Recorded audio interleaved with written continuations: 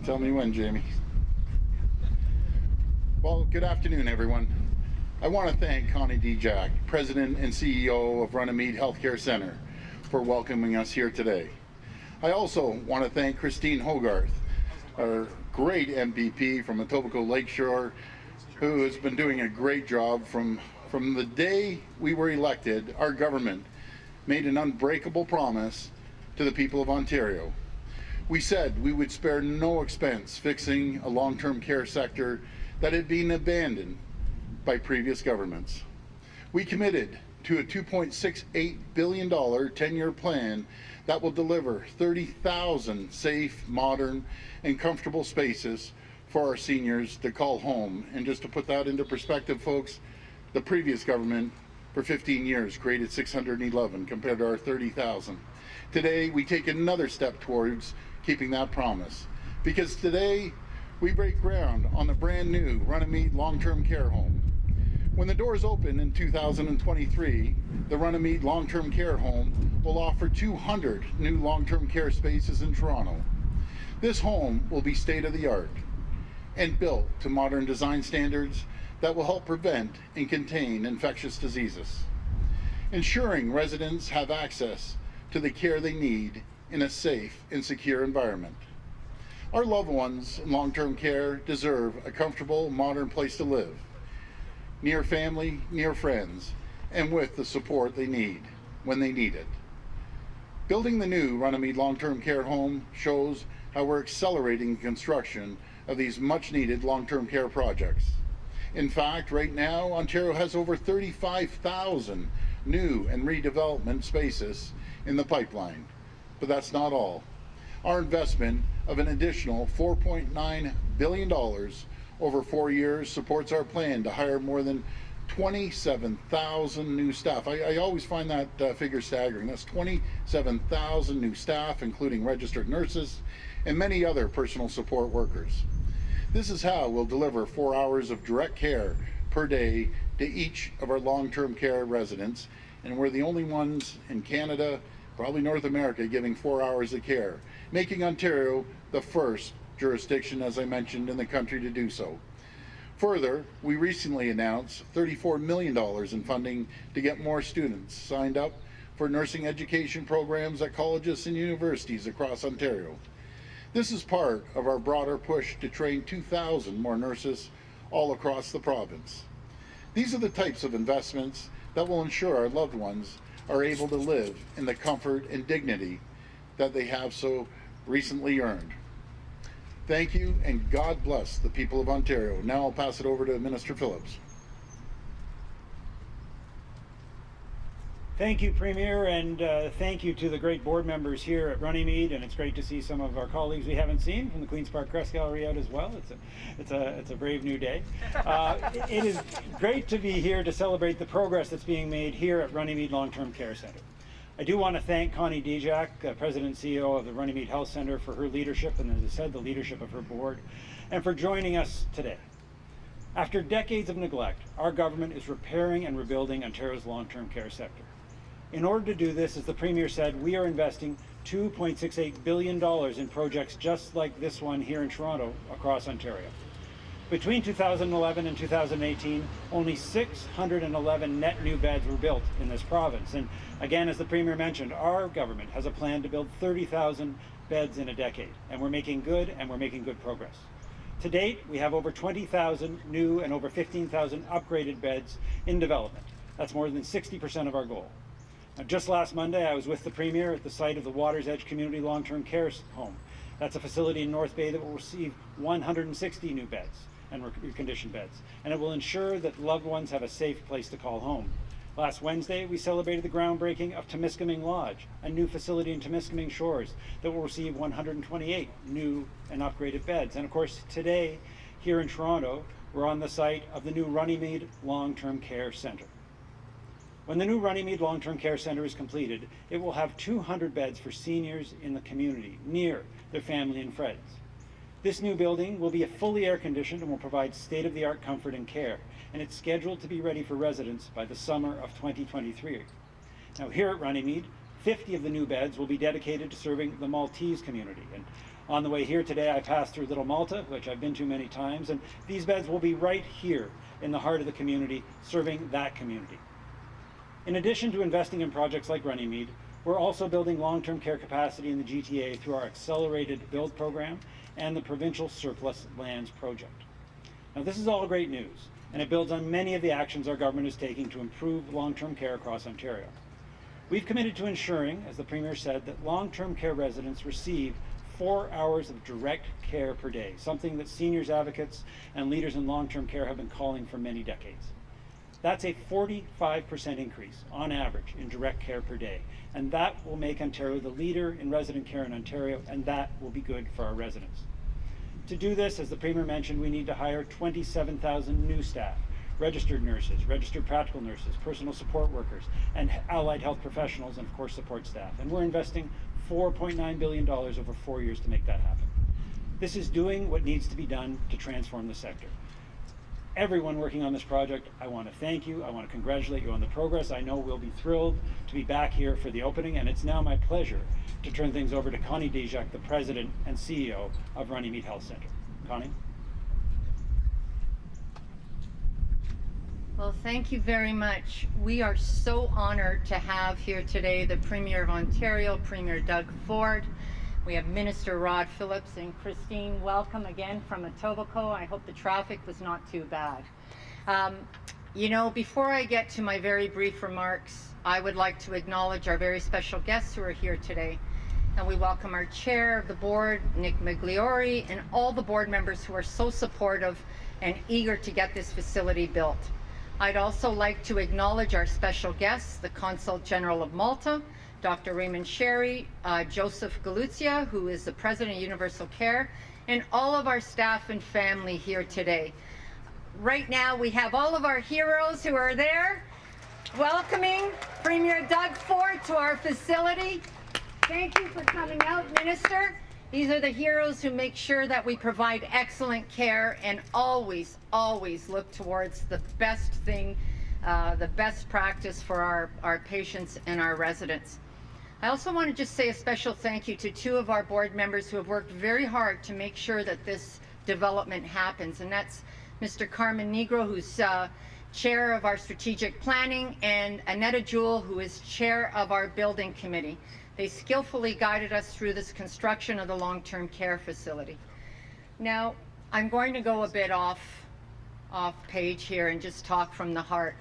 When I began this construction project, I did begin under the previous government, so I'm not political, but I would like to say that I was a little taken back that we were working from a 20-year-old planning guideline, and there had been decades of neglect and decades. And when I say neglect, what I'm talking about is adequate funding that would enable us to hire staff that would carefully care for residents in long-term care. When people talk about residents or beds, 200 beds, we as healthcare providers are always mindful that there are people in those beds and they deserve to be cared for with dignity and with the best practice possible. That's why I'm so excited. Almost immediately, Premier Ford's government came in. We started negotiations with the funding, we started negotiations with the design, and enhancements were coming readily. I'm so thrilled to say that our new long-term care facility have smaller pods so that we can hire more staff, less residents in each pods, more staff, and I think our seniors can now be cared for with dignity and receive the care they deserve in the facility that they deserve. So thank you so much to Premier Ford and Minister Phillips for supporting us. I mean, we thank you. The staff are watching this on the teleprompter, so they know what we're saying. I also wanted to say, when Minister Phillips recognized the Maltese community, it's a very important part of care to provide culturally sensitive programs and care.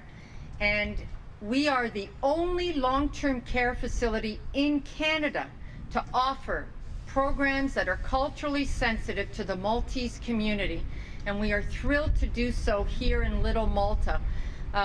It's why the Consul General has come out here today. We've had the president of Malta come out here today, not today, previously, and the government of Malta, who financially supported this project as well.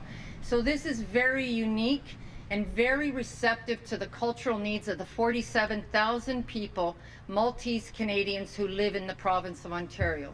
So it gives me great pleasure that when we open 2 years from today, we will have Maltese beds. We have already a waiting list. People are calling us saying, we want the new design standards. We want to go on the waiting list. And what we're saying is, 2 years we'll be opening our doors and we'll be welcome you and be able to offer you effective, best practice care in a facility you deserve, because the people of Ontario deserve to have the opportunity to grow old in their communities. And so that's why institutions and organizations like this are so important, nestled in Little Malta or in the Bloor West area. So thank you so much. I really appreciate your support. And I would now like to ask the Premier to answer any questions, because that's too tough for me. Thank you. Well, boy, thank you so much, Connie. And again, I love these folks up there. Absolute heroes. I love you. And keep up the great work. Fantastic. And as for the press gallery, I've missed you guys for the last 15 months. My heart was pitter-pattering. For the people at home, you know, the press gallery has done a great job. But, you know, asking questions outside, so they're live now, and that just goes to show you we're going in the right direction and making sure we're getting back to normal. So, well, let's go at it. Well, not literally go at it, but let's ask the first question. We'll see. It's Jessica Smith-Cross from Queen's Park Briefing. Hey, Jessica. And as warm as that was, my question may be directed to Minister Phillips in this case, but I'd love to hear from you as well on the issue. So there was a protest yesterday at Orchard Villa, where family members who lost loved ones at the home called for the expansion and license extension for Southbridge, the owner, to be halted, and for the province to facilitate the transfer of the home to the municipality or like another nonprofit if that's not possible. Is this something your government is considering doing? Well, you're right. That's going to be for the minister. I've been briefed on it. No decision's been made yet, but I'll pass it over to Minister Phillips. Thanks for the question, Jessica. As you would know, the licensing process is something that happens not the politicians direct, but it's part of the process. And even as we speak today, there are public hearings going on. Certainly what happened at Orchard Villa hit in the heart and soul of all of us. It was awful. And those are the sorts of things that, again, the part of the ministry that considers licensing will consider. But we're in the midst of the public consultation process. I suspect that many of the people, many of whom I've met with, were at the protest yesterday, because as you know, my riding is out in Ajax, and I'm very familiar with what happened at Orchard Villa and what happened across the system. So I'm sure their voices will be registered today through that process and will be listened to. And then we will have to see what that non-political process takes out of it. But absolutely, these are the sorts of things that need to be considered. Okay, thanks. To follow up on that, can you clarify for me and for the benefit of those families that I talked about, what it would take for your government to stop a company from owning or operating long-term care homes? And is there anything that would cause you to look back on what happened during the pandemic to change the processes, introduce legislation, or find a way to stop some of the worst things that happen from happening again? Yes, a very, very good question, and thank you for it. As I've said previously, I'll be bringing legislation this fall. A primary focus of that legislation is going to be learning from the work of the Commission, from the reports of the Auditor General, from conversations that I'm having and have had with families and with the sector, to make sure that there's clear accountability and that there are clear expectations.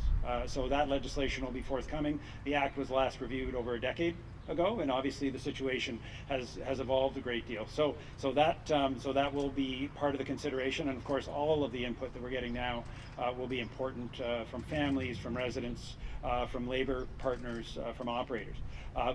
I will leave to the licensing. Again, licensing is not done by the politicians. It shouldn't be. That's a separate process. But absolutely, consideration of performance is a part of that licensing consideration. So any of the aspects of performance when an operator has been operating a home can be considered as part of the future decision about whether to renew or not renew a license. Hi, Premier. Hi. Nice to see you again. Nice to see you as well. We should do this more often. I look forward to it. Oh my goodness. Let's get back to normal. I wanted to ask firstly about the math curriculum. Yes. And can you explain what the heck happened with, inserting the language about racism and colonialism and then removing that? Does that mean the government does not stand by that sentiment? What happened? Can you explain to the public why that was inserted and then why it was removed? Yeah, great question. And I'll tell you right from the get-go, we've had a problem with math prior to us getting elected. And I said during the election, we had half our kids in grade 6 failing the math curriculum. And that area can be talked about in history, social studies, but what we need to do, we need to focus on financial literacy. We need to focus on coding. These are real things that kids are going to have to learn to get a job in the future. So in math, let's stick with math. Other social issues, let's talk about it. There's no doubt, but let's not talk about it in math. Talk about it in other courses that the schools offer. So are you saying that was a mistake to put it in the first place? And just on another topic, just regarding September and cases, yes. We've heard from Dr. Moore that he anticipates a rise in cases, but we also know that Ontario has placed very high vaccination thresholds to yes. reopening. So, if we reach that 75%, 80% double vaccinated mm-hmm. population in the fall, can you assure Ontarians that we are not going to experience again those widespread lockdowns that we've had for the past year and a half? Yeah, well, I'll assure you, as long as we hit those numbers, I can't stand lockdowns. I followed the chief medical officer's advice, the science table's advice throughout this whole thing, and I understand it was challenging. But, the proof is in the pudding. Right now, we're leading the world in first vaccinations, almost 80% at 79.8. We'll probably hit 80% today or tomorrow. Second doses, we're at 60%. We will hit our target at 75%. And I just encourage everyone, please get out there and get vaccinated. But we're going in the right direction. And, I got to say something. It has nothing to do with me. It's the frontline healthcare heroes that made it happen, the people of Ontario that made it happen. Everyone pitched in. And I'm just so grateful to the frontline healthcare workers and the people of Ontario. We just have a little more to go to hit that 75%, and we'll do it. And can you just address the mistake? Was it a mistake to put in that anti-racism, colonialism language in the first place? Well, again, I want to focus on financial literacy, not that. We'll focus on that in other classes. Let's get back to the core competency of having kids understand. When I ask the question, I use this example, what is 7 times 7? They don't have to pull out their calculator. Let's get back to the basics. Let's look at coding. Let's look at things when they get out into the working world that they're going to be able to understand it. And we need to pick up the scores in math, and I have confidence with the teachers. They're going to focus on math and not anything else. Hey, good morning, Premier. Colin, how are you? I'm well, thank you. So could you give us a bit of certainty in the future of the economy? You said you can't stand lockdowns, but what does that actually mean come September? If the cases start to rise as an example, or if we see outbreaks, can you guarantee us that you as the Premier, if you get the advice from the Chief Medical Officer of Health, that you would perhaps reject that advice and not lock down or restrict any sector of the economy in September? Well, again, we're confident we're going to hit 75, that we call 75-80, 80% first dose, 75 second, and hopefully it'll be 80-80. But we need to get the economy going. And folks, I can tell you, there's one thing that everyone in Ontario is ready to do is have the economy booming. I'm hearing numbers of 6% GDP, gross domestic products, and in saying that, I have all the confidence in the world. We're going to go back to where we were before the pandemic. The pandemic, we were 250,000 people short. What I'm hearing right now, Colin, around the province, and I'm hearing it everywhere, every day by numerous companies, they can't get people hired. Like, they need people, but they're at home. So, folks, eventually we got to get back to work and get things moving again. The economy will be absolutely booming, as sure as I'm standing here. All right, thank you. That doesn't quite answer the question of whether you would reject a lockdown in the future if that. Well, you said 100%. Nothing in this pandemic is 100%. I'd be 99% because, again, everyone's worked hard. Healthcare folks worked hard. The people of Ontario, we just can't go back. We have to go forward. We just can't afford another lockdown. Just can't afford it. Okay, I appreciate that. Schools will be returning in September, Yes, they obviously. will be. I just wanted to return to April, though, for a second. On April 11th, the Education Minister had sent out a letter that indicated that the government wanted schools to resume in-person learning after the April break. Your office actually approved that letter on the 11th of April. It was sent out, and then hours later, your government had decided, no, actually, schools are going to be closing indefinitely. Why would your office approve a letter that would have given parents false hope when your office knew that you guys were going to be closing schools indefinitely? Well, thanks for that, Colin. I know I addressed this a few times back in April. I'll address it again. Back in April, on the worldwide third wave, we were seeing cases of 4,000. I just wasn't prepared to put the kids, 2 million kids, back in the classroom. I know how hard it was. I talked to hundreds of kids, hundreds of parents, and I know it was difficult. But again, the proof's in the pudding. With the advice of the chief medical officer back then, in the health table, we decided to have kids not go back to school, and it ended up being the right decision. But I know it was difficult. Believe me, I was getting the calls and talking to kids, and it was. Remember Arthur? Arthur's going to come and visit me in Queen's Park. So finally, yes, I know you guys are all hunting for Arthur. He called the other day, his mom, and said he's going to come by. So I'll make sure he says hello. But man, he was lobbying me hard to keep the schools open. But I think Arthur made it to camp, and I'm going to divert for a second about the camps.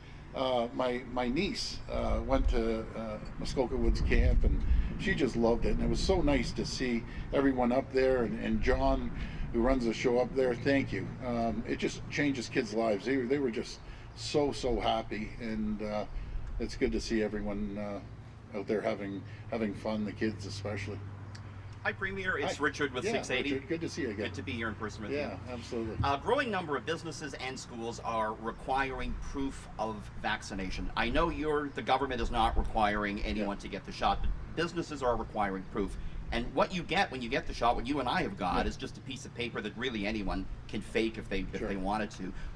Will your government provide an actual card or proof of vaccination? And if not, why not? Well, I've never believed in proof. Everyone gets their proof when they get the vaccination. You're right. Anything can be fraudulent, right down from money to certifications. I just, no, we aren't doing it. Simple as that. And we're just going to move forward. Now, if it's federal, getting across the border, that's up to the federal government. We'll see what they decide to do. I'll be talking to the Prime Minister tonight. But the answer is no. We aren't going to do it. We aren't going to have a split society. Premier, we're not far here from one of the most recognizable streets in the province of Ontario, Dundas. Do you agree with Council's decision to rename that? And what do you think about that, Premier? Well, that was up to the city. You know, it's been around for a while. I understand the reason why they're doing it, but that's going to be up to the mayor. They voted on it yesterday, and you know that's going to be their decision, not mine. I have other things to worry about around the province. You don't have an opinion on that, Premier? No, you know something, that's up to the city. They have a lot of things they need to take care of. How you doing? I'm well, Premier. Matt from Global News. How you doing, Matt? I was wondering if I could get this to you and Minister Phillips. Sure. On the vaccines for healthcare workers, you know, we are at a facility right here. Will you, or are you working on some sort of policy to look at whether it will be mandatory for healthcare workers to get one? No, I think it's their constitutional right to take it or not take it. These are super bright people that work their backs off. The unsung heroes, as I say, the PSWs and the nurses and the docs. That, you know, they understand healthcare a lot better than I do. So we encourage them to do it. I've been up here for months, begging, pleading everyone to get it, but no one should be forced to do anything. You know, I'm double vaxxed. Everyone around here is double vaxxed. So for one reason or another, for health reasons or otherwise, that's going to be up to the people. But if you go back, 80% of the people in Ontario have been have their first vaccination, will be hitting the double vaccination. And again, I just have to thank the frontline healthcare heroes and the docs and the people of Ontario made it happen. The numbers, what's so impressive is how quickly everyone made this happen. And again, it's not me, it's the frontline healthcare workers and how efficient it was. And man, they're running like a well-oiled machine. I'm so grateful. For those who don't have the expertise, private businesses, are you going to have some sort of direction out of Labor to actually let employers know what their rights are and what direction they should be going in when it comes to their expectations for a vaccinated staff? Well, again, that's going to be up to individual private companies. I'm not in favor of a mandatory certification. I'm just not. You know, and neither, by the way, neither is the chief medical officer. I've always said from day one, I listened to my chief medical officer. He's saying there's no reason for it. Another doc on the vaccine table said he wasn't in favor of it, and I'm not in favor of it either. So, folks, just please go get vaccinated. That's all I can ask you. Hi. Hey, how you doing? Good, Natasha. How are you doing? Yeah, good to see you again, Good Natasha. to see you. Could you change your mind down the line, though, on mandatory vaccines? No. No. Hard no. No, Okay. hard no. What do you think about Quebec saying that if cases spike in the fall, they could have a vaccination passport for, you know, non-essential services, stuff like that? Would you be open to something like that? No, that's Francois, a good pal of mine, but no, I'm just not going down that road. And again, if the federal government wants to do it and the world wants to do it on their passport going across the into the U.S. or over in Europe somewhere, that's going to be up to the federal government. We'll have that conversation with the Prime Minister tonight. Just a quick follow-up for sure. my colleague Lorenda. Yeah. On Orchard Villa. I know you said politicians shouldn't be doing licensing, but do you personally think that Orchard Villa should have their license renewed after everything that happened? Well, again, I'll pass that over to our Minister, Phillips there. He's dealing with that. Thank you. You know, and as you pointed out, that understandably, and the reason that we don't have politicians making those decisions is because some matters are need to be done by a regulatory authority. But what we are responsible for, and I think we make it clear, is we're responsible for setting the rules. And the earlier question was about what are we going to do to make sure that the kind of governance issues, the kind of oversight issues that happened at too many homes in Ontario don't happen again. So we'll be taking action in the fall with legislation. That's where we get to intervene with that policy direction. Other than that, I would just really encourage everyone who has an opinion to input into that policy process. We have to have confidence in our licensing officials to make sure that they will review the specific license. But when it comes to the legislation in the fall, expect that it will deal with the lessons we learned from the pandemic, not just as relates to governance and oversight and accountability, but the broader issue of making sure our long-term care sector protects our residents, protects our staff in a way that it needs to. This will be the last question. That's great. Hi, Jamie. Talk about unsung heroes. Jamie, going all around the province. Thank you. Oh, it's With, quite a ride. yeah. Cambridge has had a mosque that was severely damaged, broken into, severely damaged. Looks like it's a hate crime. We had a Hamilton incident where a mother and a child, now as a gentleman is in custody facing severe hate crime offenses. What can you do? There has been, whether it's Asian, Muslim, there's been a tremendous surge in hate crimes. What is the province going to do? Well, there's no room for any hate here in the province. We live in one of the most diversified areas in all of Ontario, and I think there's 3 steps right off the hop. Is communication, making sure we're communicating not only starting in schools but also with adults. We have to make sure when we catch these people, they get charged, and then we have to. This is a shout out to the judges. We can't slap them on the wrist and let them walk out the door the next day. We have to have some tough sentences for people on a lot of crimes. There's just a lot of crime happening, and you know, we have the JPs, Justice of the Peace. You know, some, not all, but they slap them on the wrist, and next thing you know, they're back on the street. It's not only frustrating for the community, it's frustrating for the police that put their lives on the line every single day protecting us. And they see these criminals walking out in a few days. We need tough laws. It happens, the criminal code is federal. So Prime Minister Trudeau, let's get tough on crime, let's get tough on criminals, and let's make our streets safe. Thank you. Okay, thanks everyone. It's great to see everyone again, and thank you to the media. Thank you.